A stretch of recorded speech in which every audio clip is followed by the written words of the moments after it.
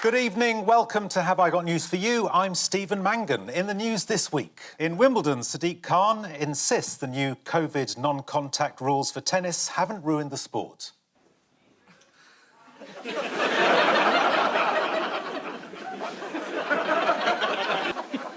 Newsnight's Emily Maitlis expects to make a fortune from her new invention, the hover dress. So, Labour throws down the gauntlet. Now it's the government's move. We speak to both sides. Also tonight... And in a Nottinghamshire care home, care workers and residents prepare for the visit of Matt Hancock.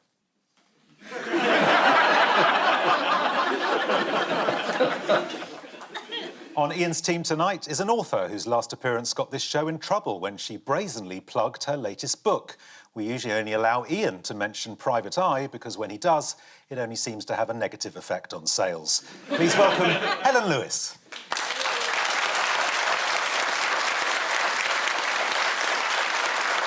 And with Paul tonight is a Scottish comedian who recently called Boris Johnson a big, scaredy, shitey bag. Personally, I'd have just put get well soon. Please welcome Janey Godley.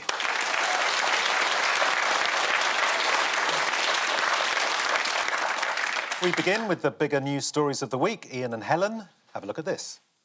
Oh, there's the Prime Minister with Boris. I think that must be Rishi Sunak retraining to be either a Prime Minister or a primary school teacher. Stuck on the P's. There's Matt Hancock trying to track and trace himself. That's the leader of the Labour Party talking to a packed house. I think this must be COVID-19. Yes. Correct. Well done. I'm a rebel. Well done. I'll always go for the hard answer. Yes, this is the news of Boris Johnson's latest great idea to restrict coronavirus by dividing up the UK into 3 tiers. We weren't going to talk about it, but now London's involved. It's a proper news story.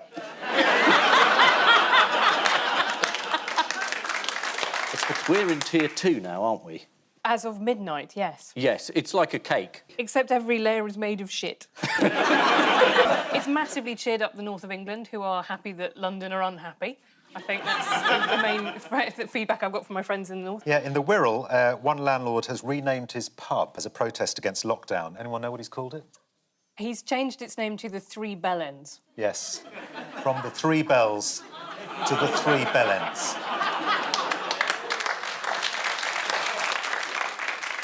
Why were some Northern MPs frustrated by the announcement of the 3 tiers? They got invited to a Zoom call with 3 minutes to spare.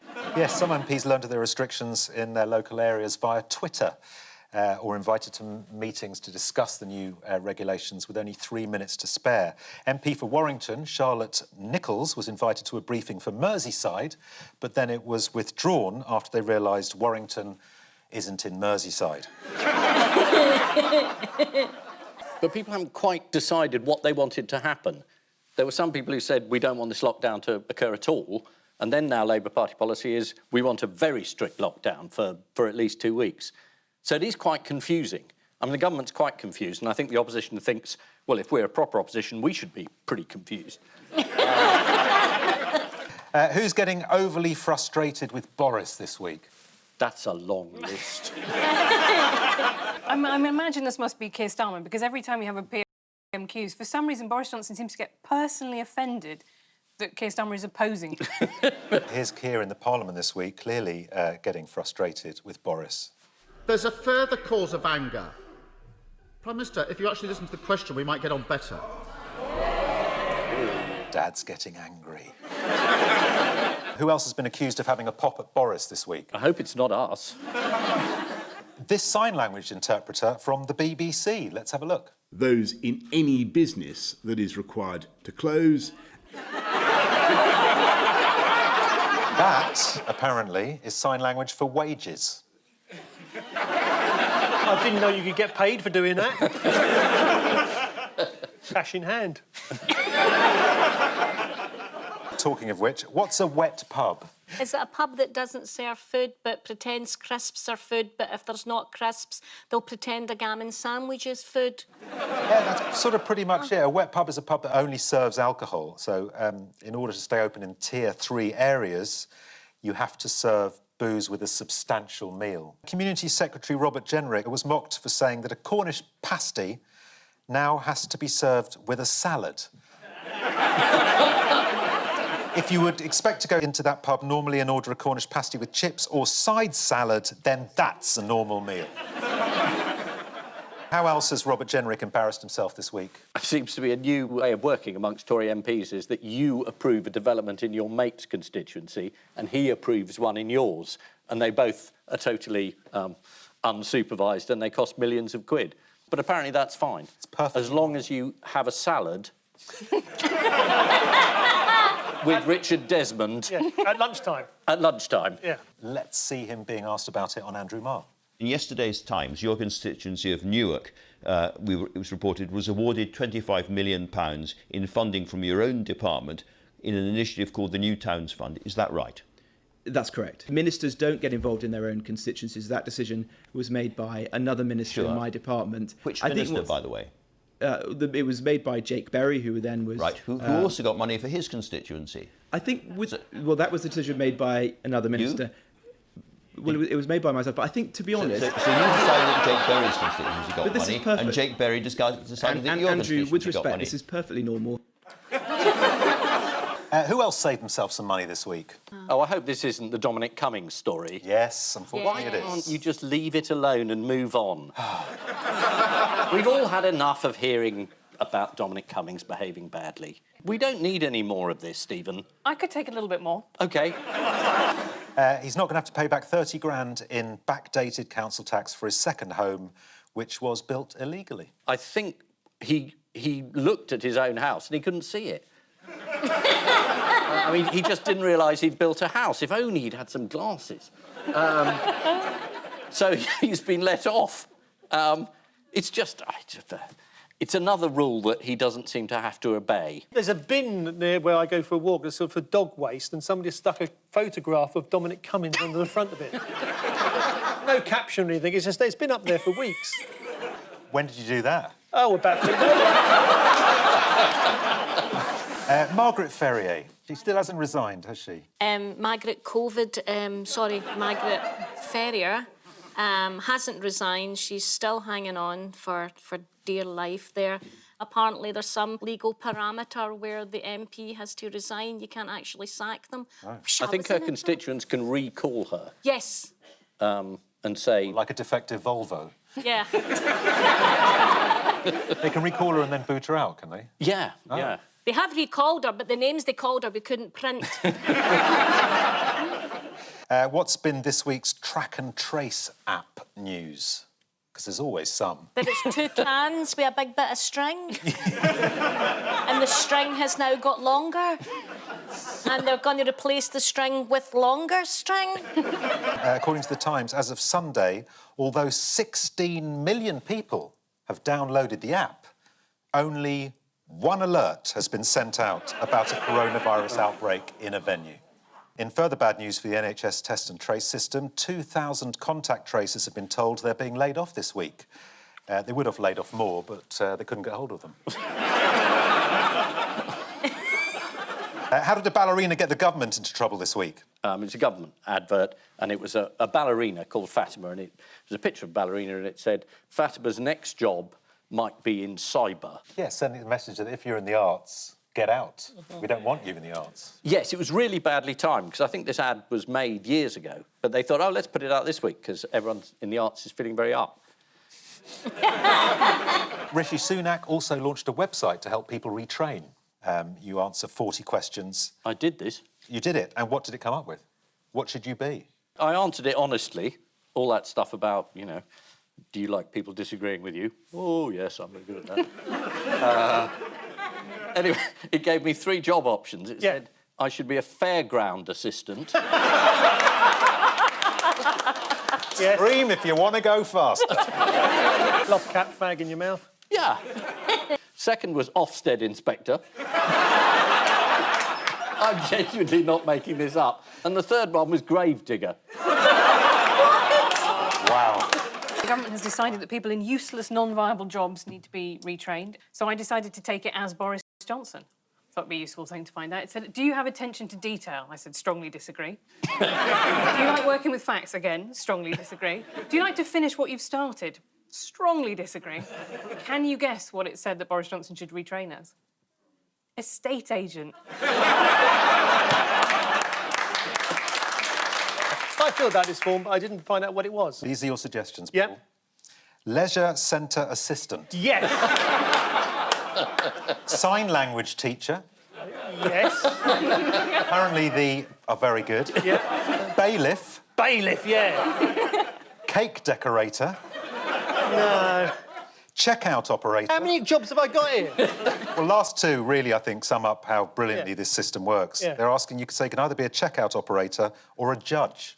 That's good. Take your pick. I'm just terrified at the thought of Paul as a judge. Yeah. It's one profession that I might have to encounter him in. Exactly. Well, I'm not so pleased about you being a gravedigger, but believe it or not. In other news, what was Captain Tom Moore the first person to receive this week? Special designed mask, is that what it is?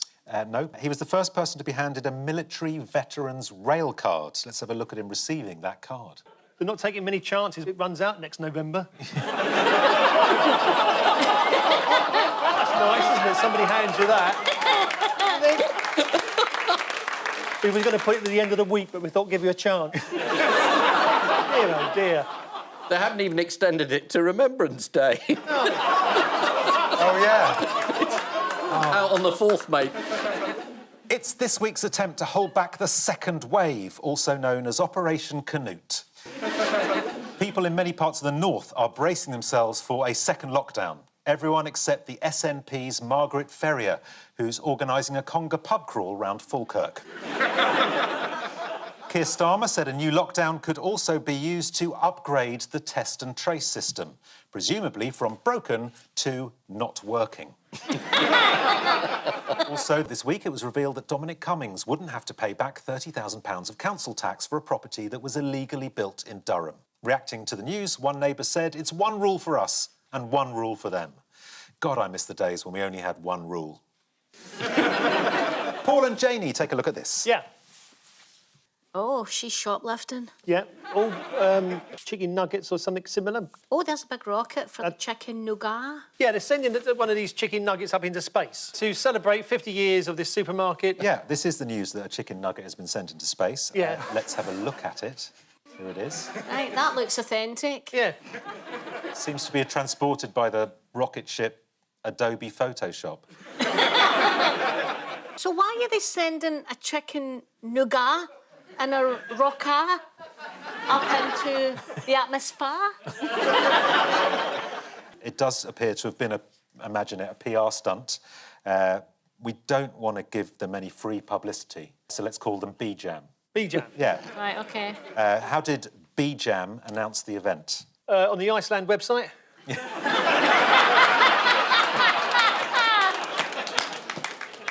Yeah, pretty much, actually. They sent a tweet. We don't know who needs to hear this, but we sent the first ever chicken nugget into space. Yeah, I don't think anyone needs to hear it. We just put it on the show because the rest of the news is so depressing. How high did this nugget get? 80,000 feet. Higher? 80,000 feet!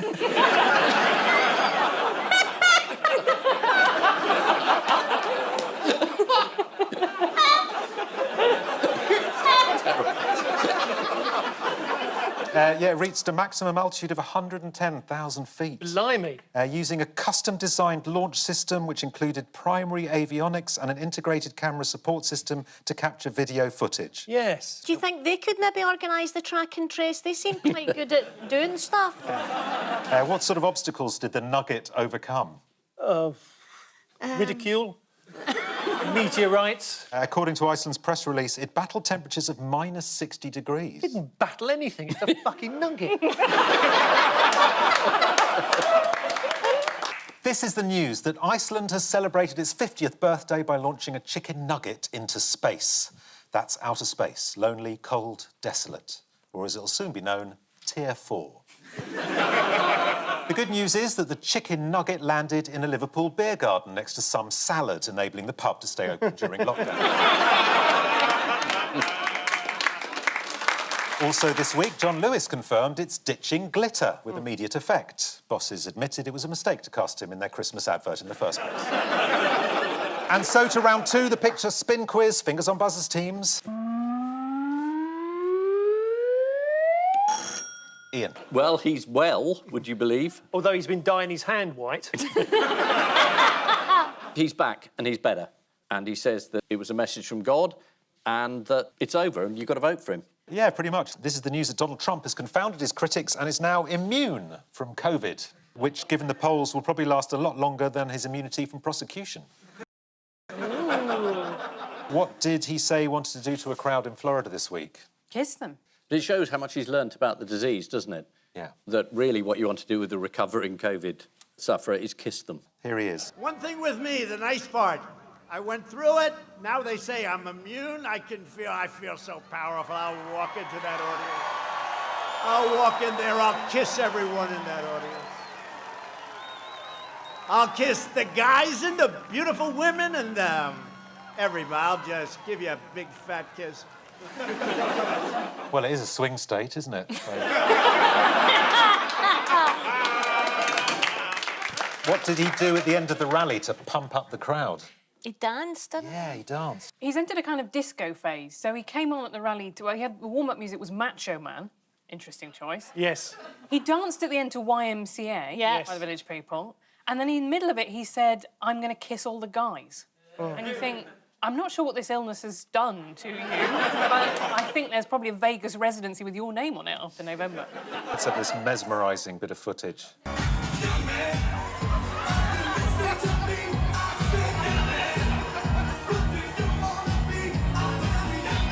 Do you know what I haven't been able to unsee? Someone said he stands like he's the front half of a centaur.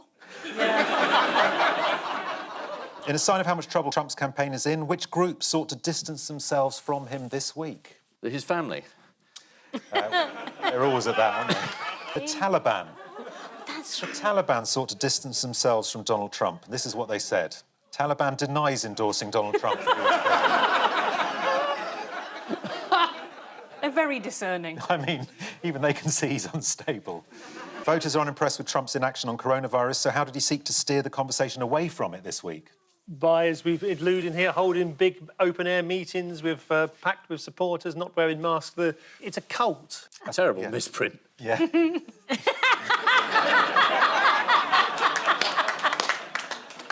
A slip of the Sharpie. I think the problem is trying to re-educate all the people who consistently voted for him. People have invested so much in supporting him. They can't publicly back out and go, no, I was wrong. It's like that cult thing. They're like, no, I made a mistake. They can't. They've invested their lives, their jobs, their families, their opinions, their workplace. They've invested all their morals, everything. So they can't just go, I've made a big mistake. They just can't. And that's why I've been married for 40 years. Meanwhile, in North Korea this week, what did Kim Jong-un do to surprise people? Oh, he wept. Did he? Yeah, he wept and he said he was sorry that he hadn't defeated the virus. I mean, that's what a compassionate leader looks like.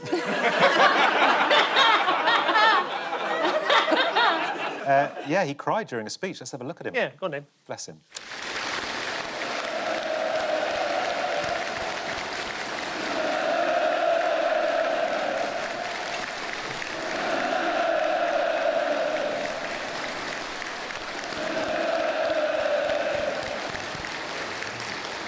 Why does he need 3 microphones?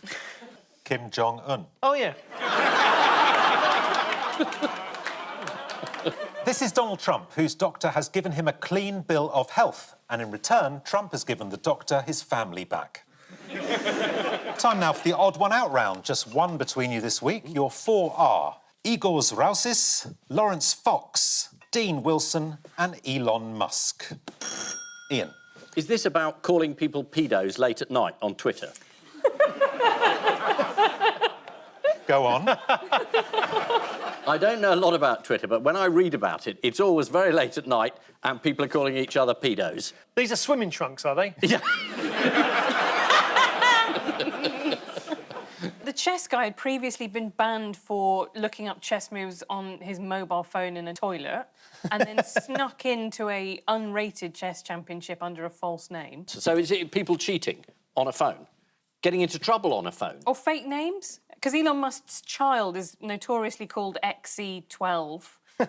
You're on the right track with the names thing. I do feel like the guy who's holding up paper might be holding up deed polls, and the picture makes me think, has he changed his name to Fire Exit?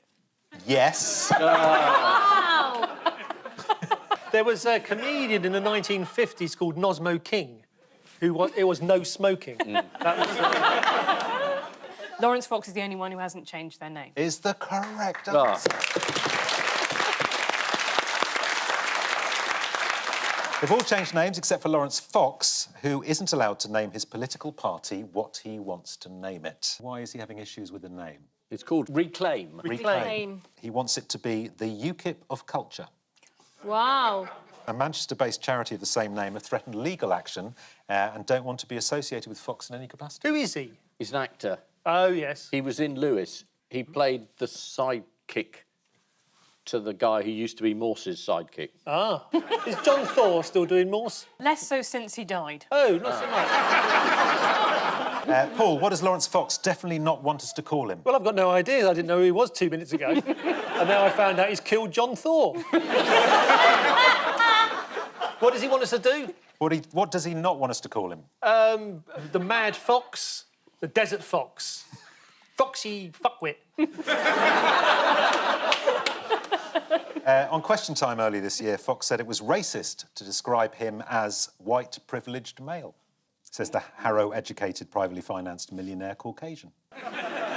Lawrence Fox claims his new party has raised millions of pounds, although he's already spent most of that phoning Ofcom to complain about Britain's Got Talent. In other news, how did BT Sport's boxing coverage get itself tangled in a politically correct knot this week? Been watching BT's boxing coverage, Helen? I do little else, and yet somehow have missed this. Well, the show wanted to acknowledge Black History Month. Let's have a look at this surprising piece of television. And before we get to talk about our main fight here, David, I think it is perhaps appropriate tonight that we just pause to mark Black History Month, most of all. And we discussed it today, and we thought it was actually right that we acknowledge that properly, and there's nobody better placed on our team to do that than Steve Bunt. So over to you for a moment, Steve. Thanks so much indeed, Paul. Wow. Why has Elon Musk changed the name of his baby? Well, as Helen said, it sounds like he had a very embarrassing name. Well, he did. This is what he announced he was calling the baby. Anyone want to have a stab at how to pronounce that? Is it X-Ash A12? Yeah, X-Ash, Archangel 12, Musk. This is what they've changed it to comply with Californian law. He needs a kick in the balls. What has Dino Wilson from Gosport decided to change his name to? Fire Exit. Why? So he'll see his name in lights everywhere he goes. I wanted to have my name up in lights. He also needs a kick in the balls.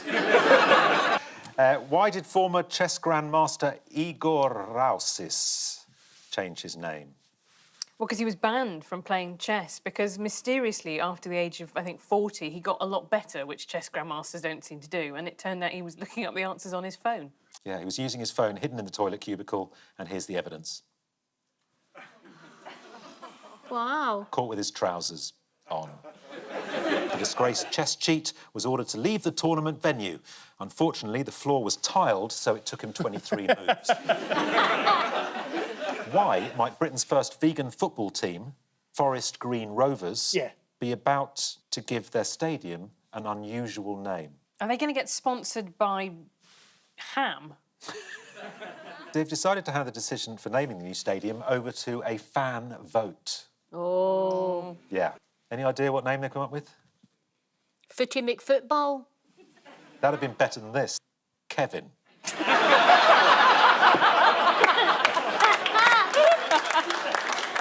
like that. Time now for the Missing Words round, which this week features as its guest publication the Surrey Association of Woodturners newsletter.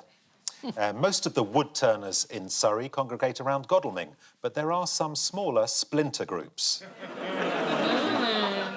and we start with... A third of people think what should be acceptable office attire? Wood. Pyjamas. Bondage gear. A gold cape. Hot pants? Underpants. Shoes. Soft shoes. Yes, is the right answer. A third of people think slippers should be acceptable office attire. This is according to a new series of polls aimed at people working from home about their potential return to the office. In one survey, 39 out of a sample of 40 workers said they always wore slippers to work. Mind you, that was a poll of Ali Baba's thieves. Next, Gary kept what to himself before making a DVD about it? 3 archbishops in a sex dungeon. 4 archbishops in a sex dungeon. How many archbishops were there? Gary kept a really big frozen quiche to himself before making a DVD about it. Gary kept his idea of a better way of using a spindle to make jewellery to himself before making a DVD about it. Well, would to fucking do, Gary. Lastly, what's set to make colonoscopies more pleasant? Room temperature instruments. Songs from the shows. The way you wear your hats. Conjuring tricks. Pulling rabbits out of a hat. Although it's not a rabbit, it's not a hat. Less weird than the actual answer. Chimney. Is it a robot that kisses you? It's almost the right... Yes, I'm going to give you that. Robot with magnets, set to make colonoscopies more pleasant. This week, scientists in Leeds unveiled plans to use robots to conduct colonoscopies. The breakthrough is great news for robotics, as it gives Sergeant Bash something to do now Robot Wars is over. So, the final scores are... Ian and Helen have 5, but Paul and Janey are this week's winners with 9 points. Oh, well done. On which note, we say thank you to our panellists Ian Hislop and Helen Lewis, Paul Merton and Janey Godley. And I leave you with news that at the Houses of Parliament there's a commotion on the terrace bar as one clumsy idiot drops yet another full tray of drinks. In an overseas version of Stars in Their Eyes, despite being deeply offensive, the 1970s Lionel Richie tribute act somehow still manages to win. And in Windsor, one newly married couple are relieved to see the photographer has done a good job of photoshopping out embarrassing family members from their wedding snaps. Good night.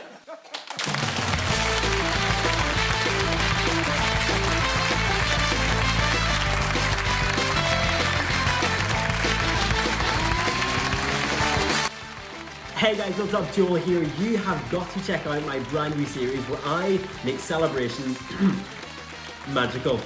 All episodes of Life is Magic are streaming right now on BBC iPlayer.